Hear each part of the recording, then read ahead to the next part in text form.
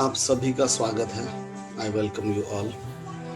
हम हमारे सेशन की शुरुआत ओम चैंटिंग से इसलिए करते हैं ताकि हम पॉजिटिव वाइब्रेशंस में आए, हमारे विचारों की गति को थोड़ा धीमा कर दे और हम फोकस हो जाए।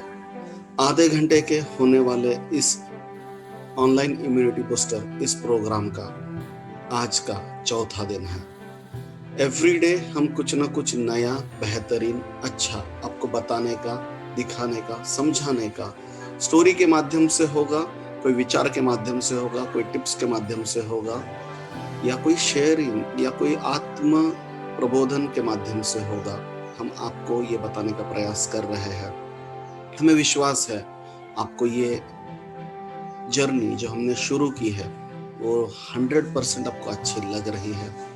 मैं आपसे फिर से अनुरोध करूंगा, ज़्यादा से ज़्यादा लोगों को इस ग्रुप में ऐड करें, ज़्यादा से ज़्यादा लोगों को इनवाइट करें। यूट्यूब साइट, हमारे यूट्यूब चैनल को भी सब्सक्राइब करें, लाइक करें, कमेंट करें। आज हम ऐसे ही जो बात हम पिछले 3 दिन से कर रहे हैं, आज हम उस बात को कंक्लूड करेंगे। इच्छा शक्ति और सेल्फ कंट्रोल, ये दो चीज़ें हमारे जीवन को बहुत अच्छे से हर वो चीज़ हमें प्रदान कर सकती है जिसकी हमें ज़रूरत है, जिसकी हमें चाहत है। हमारी निगेटिविटी को अगर हमारे जीवन से निकालना है और अगर पॉजिटिविटी को डालना है तो हमारे लिए सबसे महत्वपूर्ण है सेल्फ कंट्रोल। आने वाले हर नेगेटिव थॉट को हम रोके और पॉजिटिव थॉट के साथ और ज़्यादा इंडल्ज हो, इन्वॉल्व हो। कल मैंने आपको डीप इमोशंस और शैलो इमोशंस के बारे में भी बताया। मैं उसके ऊपर सविस्तर चर्चा भी आगे करने वाला हूँ। आज हम कुछ ऐसी बातें समझने वाले हैं, जिस हालात से हम गुजर रहे हैं, जिस थिंकिंग से हम गुजर रहे हैं, जिस नेगेटिविटी के साथ हम गुजर रहे हैं। कभी कभी जिंदगी में ऐसा वक्त आता है कि हमें सब कुछ गलत है, अपने साथ सब कुछ गलत हो रहा है, ऐसा लगने लगता है और हर कोई अपने खिलाफ है, हर परिस्थिति अपने लिए मुश्किल है, हर घटना अपने लिए अनफेवरेबल है, ऐसा थॉट हमें आने लगता है। ऐसी सिचुएशन हर एक के जीवन में आती है।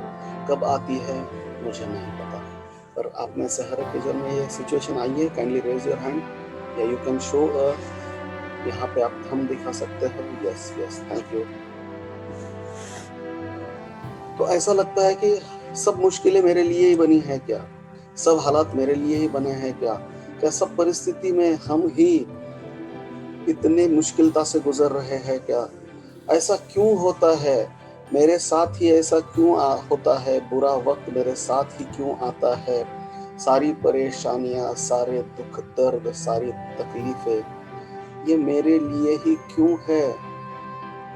ये सवाल हमें बहुत गहरी चिंता में डाल देता है। ऐसा लगने लगता है हमें कि हम ऐसे परिस्थिति में अकेले हो गए, हम हेल्पलेस हो गए, कोई भी हमारा साथ नहीं दे रहा है।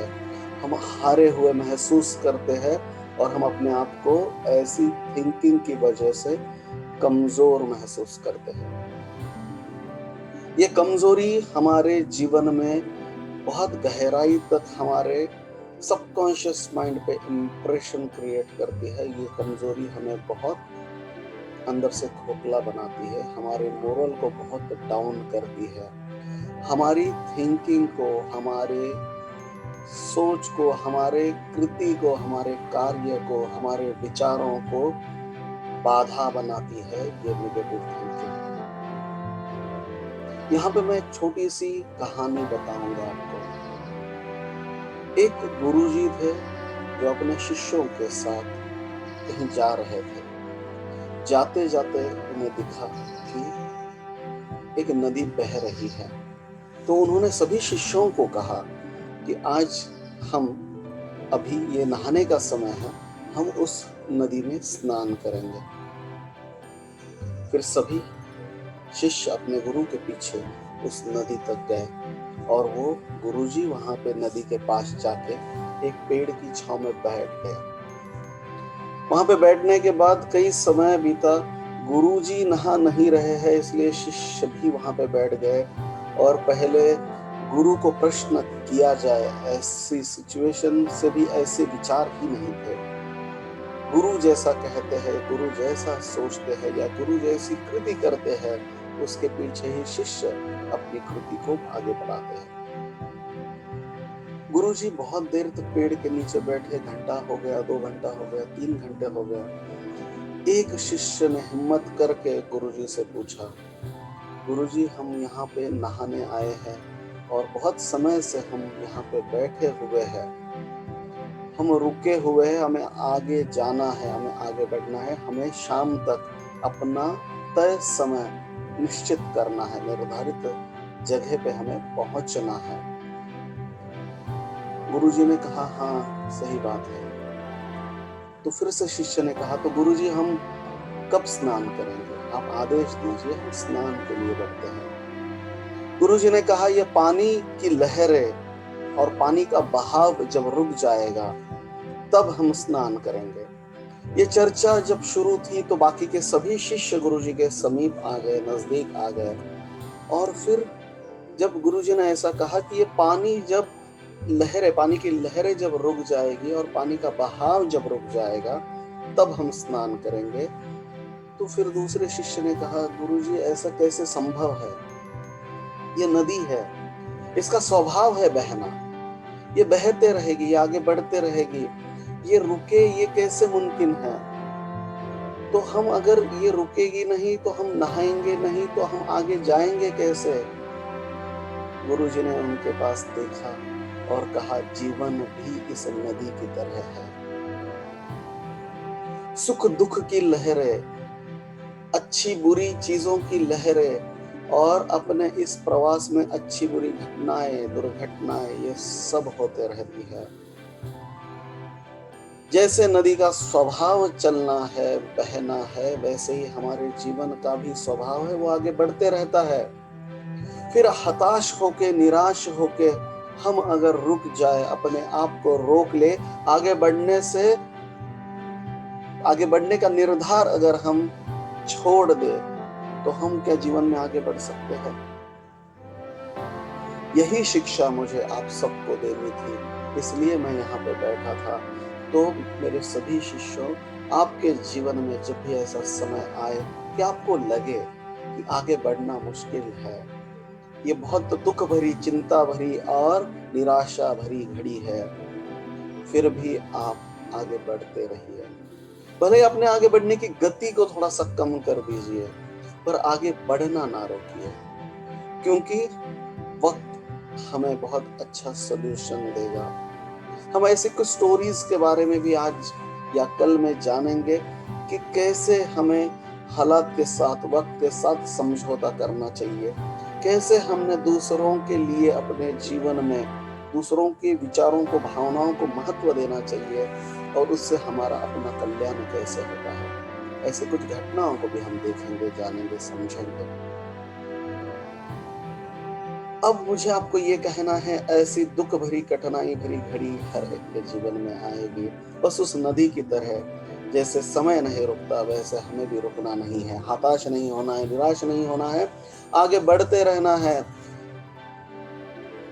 समय बहुत बलवान होता है। समय हर तकलीफ का, हर मुश्किल का हमें सॉल्यूशन देता है। परिणाम हमारे सामने तभी आते हैं जब हम परिणाम तक जाने के लिए प्रयास करते हैं। हम अगर रुक गए, हम अगर आगे बढ़ने से रुक गए, तो हम अच्छे परिणामों की अपेक्षा, आशा नहीं कर सकते। विफलता के बहुत सारे उदाहरण हमारे जीवन में, हमारे आसपास होते रहते हैं। जो लोग अनसक्सेसफुल है, उनके भी जीवन में ऐसे बहुत सारे उतार चढ़ाव आए हैं, बहुत सारी मुश्किलों का जिन्होंने सामना किया है। वैसा ही एक उदाहरण है Thomas Alva Edison. Thomas Alva Edison ये ऐसा नाम है जिन्होंने बल्ब का संशोधन किया। थॉमस अल्वा एडिसन ये ऐसे व्यक्ति है जिन्होंने आज हमें रोशनी में रहने की व्यवस्था की। पहले सभी लोग अंधेरे में रहते थे, बल्ब नहीं था। पर एक बार थॉमस अल्वा एडिसन को एक व्यक्ति ने पूछा कि आपने ये बल्ब बनाने से पहले आप कम से कम 1000 बार फेल हुए, तो आपको कैसा महसूस हुआ, आपको कैसा लगा? आपको ऐसा नहीं लगा क्या कि मैं ये निरर्थक प्रयोग कर रहा हूं, मैं असफल प्रयोग कर रहा हूं और मैंने इसे छोड़ देना चाहिए? थॉमस अल्वा एडिसन ने बहुत अच्छे से इस बात का जवाब दिया। उन्होंने कहा कि जब मैं 1000 बार बल्ब बनाने की तकनीक में फेल हो रहा था, तो तब भी मैं ये सीख रहा था कि इस तरीके से, इन 1000 तरीकों से बल्ब नहीं बनाया जा सकता। और ये शिक्षा मेरे जीवन में मुझे हमेशा ये बताएगी कि ये तरीका गलत है बल्ब बनाने का। और जब मुझे आखिरी सही सफल तरीका मिला, तब मुझे उस राह पे आगे बढ़ने का मार्ग भी मिला और आज हम सब रोशनी में हैं। ऐसे ही और एक महान वैज्ञानिक के बारे में मैं आपको बताता हूं, जिनका नाम हम बहुत आदर पूर्वक लेते हैं, अल्बर्ट आइंस्टाइन। अल्बर्ट आइंस्टाइन ये एक ऐसा नाम है जिन्होंने अपनी 4 साल की उम्र तक बात करना नहीं सीखा। अल्बर्ट आइंस्टाइन ये ऐसा नाम है जो 7 साल की उम्र तक वो अशिक्षित थे। उन्हें एक अल्फाज, एक अल्फाबेट भी लिखने नहीं आता था। आसपास के सभी लोग ये सोचने लग गए, ये समझने लग गए कि ये मंद बुद्धि बालक है, ये जीवन में कुछ नहीं कर सकता। सभी लोग इन्हें दिमागी रूप से कमजोर समझने लगे। और आज सबसे बड़े संशोधक का अगर हम नाम लेते हैं तो आइंस्टाइन का नाम बहुत आदरपूर्वक लिया जाता है। जीवन में आने वाली परेशानियों के साथ जो समझौता करता है वो आगे नहीं बढ़ता, पर जो आगे बढ़ता है समझौता बगैर किए, वो जीवन में यशस्वी होता है, सफल होता है। क्या आपको लगता है कि आपके जीवन में भी ऐसा ठहराव आया था? क्या आपको लगता है आपके जीवन में भी ऐसी मुश्किलें आई थी? क्या आपको लगता है कि आप भी इस तरह से कमजोर हो गए थे? विचारों से, मानसिकता से, अपने चित्त से अगर आप कमजोर हो गए थे, तो मैं आपको बताता हूँ, जो उन चीजों से कमजोर हो गया, उस व्यक्ति ने अगर आगे बढ़ने का प्रयास छोड़ दिया तो वो आगे नहीं बढ़ पाया, वो वहीं पे ठहर गया। पर जीवन उस नदी की तरह है जो आगे बढ़ने का नाम है, जिसे आगे बढ़ते रहना चाहिए। हमारे ध्येय के प्रति, हमारे उद्दिष्टों के प्रति, हमारे जीवन के प्रति हमें हमेशा जागरूक होना चाहिए। हर दिन, हर क्षण हमारे जीवन में अनमोल है, अमूल्य है और उसे पाने, उसे कुछ मतलब से, कुछ वजह से, कुछ उद्देश्य से बनाया गया है। और अगर हम उसे पाने में अगर थोड़ी भी आनाकानी करेंगे तो हम हमारे ध्येय को, हमारे उद्देश्य को कभी भी नहीं पा सकते। Every moment, every day, every situation in our life, whether it is good or bad, that situation is very important. Either that will give us an experience or that will give us a lesson. और ये दोनों चीजें बहुत जरूरी है और जीवन नाम की यूनिवर्सिटी में ही ये चीजें सीखने मिलती है। और एक बात ऐसे समय में जो आपके साथ रहा, यहाँ पे मैं कहना चाहूंगा, मेरे अच्छे वक्त ने दुनिया को ये बताया कि मैं कैसा हूँ। मेरे अच्छे वक्त ने दुनिया को ये बताया कि मैं कैसा हूँ और मेरे बुरे वक्त ने मुझे ये बताया कि दुनिया में लोग कैसे हैं। इसका परिचय भी हमें ऐसे समय में होता है। पर उनसे घृणा ना करें, उनसे ईर्ष्या ना करें, उनसे संबंध ना तोड़े, उन्हें फॉरगिव करें। हम ग्रैटिट्यूड, फॉरगिवनेस, बहुत सारे महत्वपूर्ण, एंजाइटी, ऐसी चीजों पे भी आने वाले सत्रों में चर्चा करने वाले हैं। हर रोज हमसे जुड़े रहिए, बने रहिए। हम इस वीडियो को YouTube पे भी डालते हैं जिससे आप शेयर कर सकते हो। जीवन में आने वाला मुश्किल वक्त हमें अपनों में और परायों में फर्क समझाता है। तो ये कितनी बड़ी प्राप्ति है। ये कितनी बड़ी सीख है, कितनी बड़ी हमारे लिए उपज है। और ये सीख जब हमें मिलती है तो हम ये भी समझते हैं कि जब मेरे बुरे समय में कोई मेरे साथ नहीं आया और उसके बाद भी मैं चलता रहा, आगे बढ़ता रहा, तो इसका मतलब ये है कि मैं अकेला सक्षम हूं आगे बढ़ने के लिए। यहाँ पे मैं आपको एक चीज शेयर करना चाहूंगा।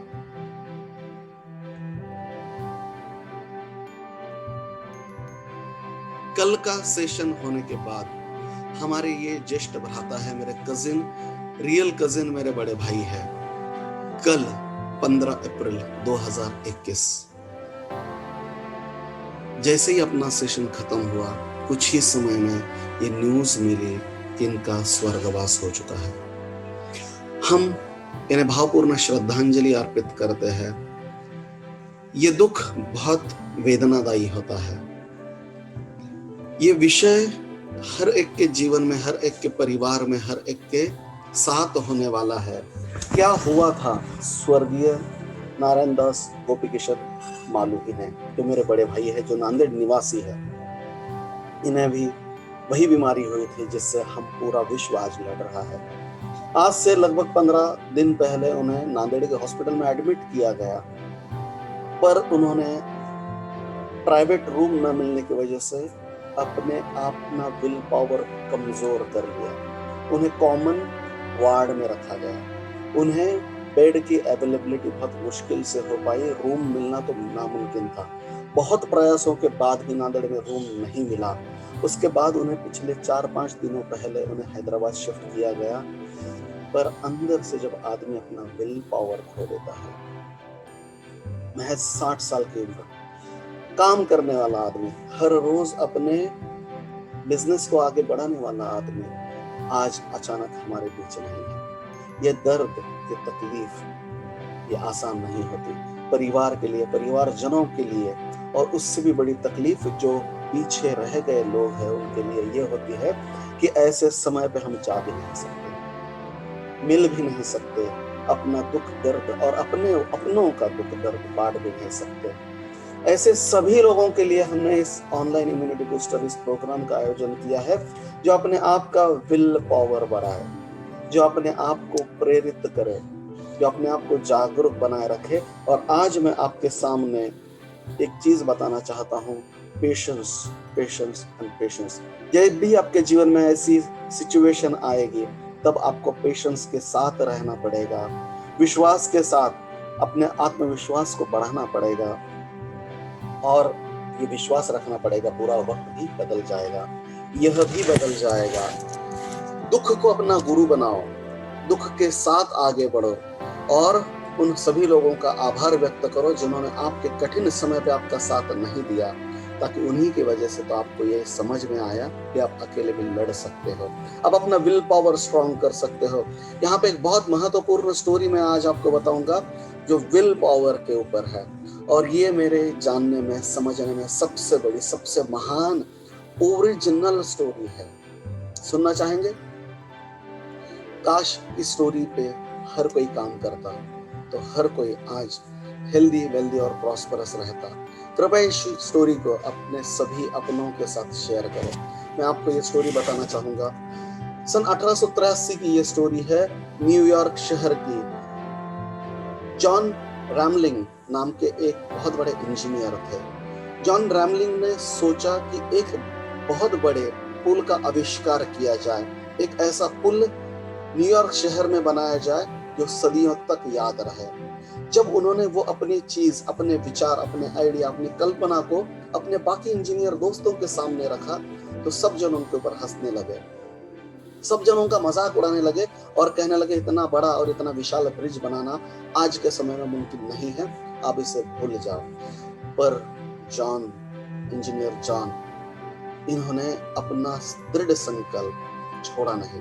उन्होंने इस बात को प्लानिंग में बदला, इसका डिजाइन बनाया, अकेले इसके ऊपर काम किया, और उनका बेटा जो खुद इंजीनियर था, वॉशिंगटन जिनका नाम है, उन्हें अपने साथ लिया। उनको ये पूरा डिजाइन और ये प्लानिंग समझाया, और तब वॉशिंगटन ने उनका साथ देने का विश्वास दिलाया। इन दोनों ने मिलकर इस ब्रिज का निर्माण शुरू किया। कोई भी बड़ी चीज, बड़ी बात बनना आसान नहीं होता। बहुत मुश्किल होता है कोई बड़ा मुकाम हासिल करना। दिक्कतें, परेशानियां और मुश्किलें तो आएंगी ही। वैसे ही जॉन रामलिंग के भी जीवन में बहुत सारी मुश्किलें आई। जैसे उनके दोस्तों ने उनका धिक्कार किया, तिरस्कार किया या उन्हें उपेक्षित किया, वैसे ही जैसे इस ब्रिज का कार्य शुरू हुआ, financial difficulty, technical difficulty, material की डिफिकल्टी के साथ एक दुर्घटना भी हुई और जिसमें जॉन का देहांत हो गया। जॉन का देहांत होने के बाद पूरा इस ब्रिज को बनाने का कार्य वॉशिंगटन के जिम्मे आया। और वॉशिंगटन पहले ही बहुत दुख में थे, अपने पिता को खोने के दुख में थे, और वॉशिंगटन ने फिर भी अपने आप को संभाला, अपनी इच्छा शक्ति को जागरूक किया और उस सपने को पूरा करने का दृढ़ निश्चय किया। और उन्होंने फिर से वो प्लानिंग को कार्य में बदला और ब्रिज का कार्य आगे बढ़ता गया। हजारों लोग काम कर रहे थे उस ब्रिज को बनाने में। जैसे जैसे समय भी आगे बढ़ता गया, वैसे वैसे ब्रिज का काम भी पूरा होने लगा। पर एक क्षण ऐसा आया, अचानक से वॉशिंगटन को पैरालाइज्ड हो गए। वॉशिंगटन पैरालाइज्ड हो गए, उनके शरीर का एक एक अंग पैरालाइज्ड हो गया, उन्हें हॉस्पिटल में एडमिट करना पड़ा। अब ये पूरे ब्रिज की प्लानिंग, डिजाइन और हर कंसेप्ट इन दोनों को ही पता था, एक जॉन को और दूसरा वॉशिंगटन को। जॉन अब इस दुनिया में नहीं रहे, वॉशिंगटन पैरालाइज्ड हो गए, हॉस्पिटल में है। अब बाकी सब काम करने वालों ने समझ लिया कि अब हमें बैकअप करना चाहिए, अब ये ब्रिज आगे नहीं बन सकता।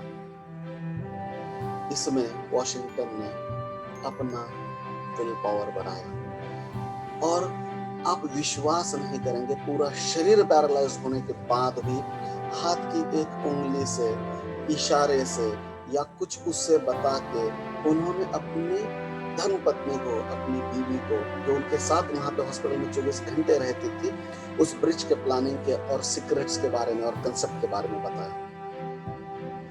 उनके उंगली के इशारे पे उस ब्रिज का कार्य आगे शुरू हुआ। 1 साल नहीं, 2 साल नहीं, 3 साल नहीं, पूरे 13 साल उसके बाद पैरालाइज्ड कंडीशन में उंगली के माध्यम से ब्रिज बनाने का कार्य वॉशिंगटन ने पूरा किया और वो ब्रिज बन के पूरी तरह से तैयार हो गया 13 वर्षों के बाद। और आज हम न्यूयॉर्क शहर में उस ब्रिज को हम आज भी देख सकते हैं। ब्रुकलिन ब्रिज नाम से वो ब्रिज फेमस है। आप नेट पे सर्च कीजिए, इसकी स्टोरी आपको समझ में आएगी। ब्रुकलिन ब्रिज का निर्माण जो आज भी वहां पे उसी अवस्था में, मजबूत अवस्था में है और लोग उसका यूज कर रहे हैं। इतना स्ट्रांग होता है विल पावर। इतने स्ट्रांग विल पावर के साथ अगर हम अपने जीवन में कार्य करें तो कोई भी चीज असंभव नहीं है, हर चीज संभव है। अपने आप को विल पावर के साथ हमें आगे बढ़ाने की जरूरत है। वॉशिंगटन से और जॉन से हमें यही सीख मिलती है और इस ब्रिज को इसीलिए महान ब्रिज भी कहा जाता है, क्योंकि ये विल पावर से बना हुआ ब्रिज है। महज इच्छा शक्ति के बगैर ये ब्रिज बन ही नहीं सकता था। सभी लोगों ने जब इसको बनाने की आस छोड़ दी, इन्वेस्टर उसमें से विड्रॉ होने लगे, फिर भी ये ब्रिज बना सिर्फ और सिर्फ विल पावर की वजह से। तो आपके रिलेटिव्स, आपके संबंधी जो क्वारंटाइन हुए हैं, जिन्हें कोरोना हुआ है, जो हॉस्पिटलाइज हुए हैं, उनका विल पावर स्ट्रांग कीजिए। विल पावर ये एक ऐसी शक्ति है जो हमारे सबकॉन्शियस माइंड का प्रोग्रामिंग करती है और जो हमें अंदर से रिकवर करने के लिए प्रेरित करती है, बहुत अच्छा रिकवरी क्रिएट करती है। इस विल पावर की स्टोरी को समझने के बाद मुझे ये विश्वास है कि कोई भी दुख, दर्द विल पावर से बड़ा नहीं है। कोई भी परेशानी, कोई भी मुश्किल, कोई भी बीमारी अपने विल पावर से बड़ी नहीं है। हमारे जीवन में आने वाले सभी संकट, उतार चढ़ाव, फाइनेंशियल डिफिकल्टीज विल पावर के आगे कुछ भी नहीं है। अपने आप को हर रोज आईने के सामने ले जाए, आंखों में आंखें डाल के देखे और अपने आप को प्रेरित करे इन चंद शब्दों के साथ, मैं सुदृढ़ हूं, मैं सशक्त हूँ, मैं बहुत स्ट्रांग हूँ, मेरा जीवन अच्छे कार्यों के लिए बना है, मैं अपने जीवन को सार्थक बनाने के लिए जन्म मेरा हुआ है और मैं इसे सार्थक बनाऊंगा। ऐसे पॉजिटिव अफर्मेशंस के साथ अपने आंखों में आंखें डाल के जब आप इस बातों को आगे ले जाएंगे, तब आपका विल पावर इतना ही दृढ़ होता जाएगा। कुछ टारगेट रखे, कुछ ध्येय रखे, कुछ चीजें अपने जीवन में तय करें। अगर वॉशिंगटन के जीवन में ब्रिज बनाने का टारगेट नहीं होता तो वो समस्या से उलझ जाता था, वो बिखर जाता था और वो आगे नहीं बढ़ पाता था। ध्येय हमारे विल पावर को और स्ट्रांग करता है। अपने ध्येय निर्धारित करें, कागज पेन ले, अपने ध्येयों को लिखे। Short term goals, long term goals, family goals, financial goals, इन सब की सूची बनाएं। अपने आप को सुदृढ़ बनाएं, विचारों को सक्षम बनाएं और जीवन को प्रेरित करें, आगे बढ़ाएं, आगे ले। आप सभी यहाँ पे आए, आपने इस कार्यक्रम को सुना, आप बहुत सारे लोगों तक इसे पहुंचाएंगे इस विश्वास के साथ। मैं आप सभी को ये विश्वास दिलाता हूँ, ऐसे ही नवनवीन चीजों के, नवनवीन विषयों के और बहुत सारी स्टोरीज के माध्यम से, कुछ टिप्स के माध्यम से हम आपको हमेशा प्रेरित करते रहेंगे। हमसे बने रहिए, जुड़े रहिए, इस सेशन का आनंद लीजिए और मैं आपको विश्वास दिलाता हूँ यह भी बदल जाएगा। जिस परिस्थिति में हम, जिस नकारात्मक परिस्थिति में हम आज है, यह भी बदल जाएगा। हम इसके ऊपर की भी स्टोरी कर लेंगे। कल हम चिंता, सेल्फ डिसिप्लिन, सेल्फ प्लानिंग, इन विषयों पे भी हम आने वाले सत्रों में चर्चा करेंगे। ज्यादा से ज्यादा लोगों को हमारे साथ जोड़े रखिए। YouTube के हमारे चैनल को सब्सक्राइब कीजिए, बेल आइकॉन पे क्लिक कीजिए, तो जब भी आपको कोई भी वीडियो वहां पे अपलोड होगा तो आपको उसका इंफॉर्मेशन आपको मिलेगी।